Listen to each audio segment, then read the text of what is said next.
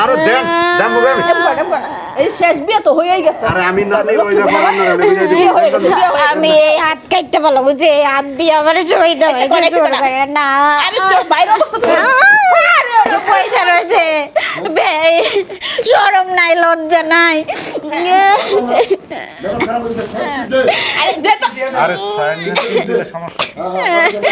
আল্লাহ আপনি কান্দেন না এই আমার হিসাবের খাতা মানে খাতা আমার খাতা লই আপনি বললেন দর্শন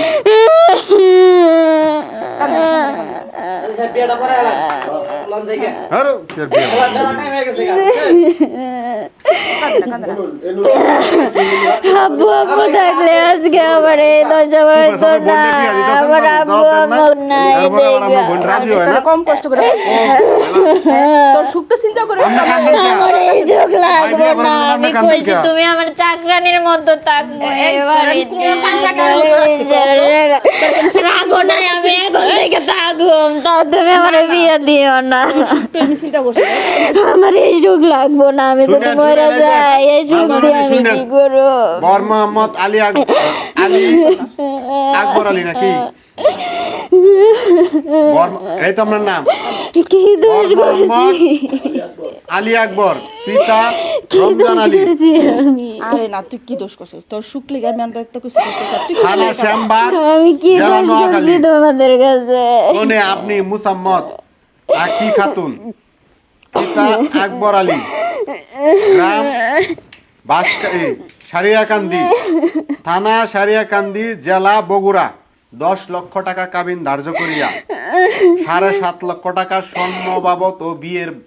বাজার যাবত উসল করিয়া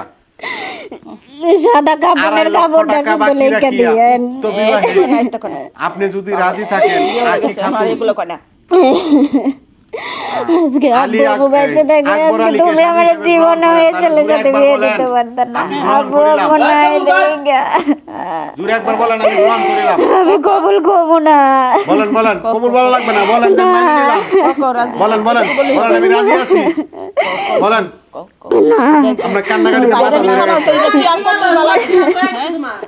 বিয়ে তো হয়ে গেছে অজ্ঞ বিয়ে আমি এই বিয়ে মানি না আমি এই হাতি কাটতে পারলাম যে হাত দিয়ে শহীদ হয়েছে তোমরা এরকম এ ভাই আপনার বোনের কন্ত কবুল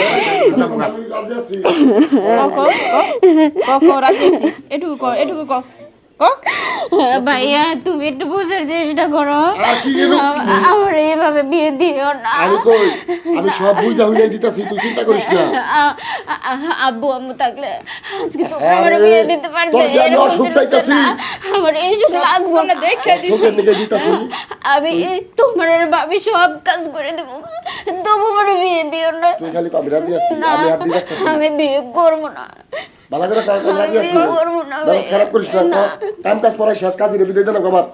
ভালো ভাইয়া, করে রাজি আছিস তুমি আমার মারো এত বড় মেয়ে আর স্যার কোনো দেন দুইটা লাগা দেন দুইটা এত সুন্দর জামাই বয়সে সবকিছুই আপনার নামে হইল তাই না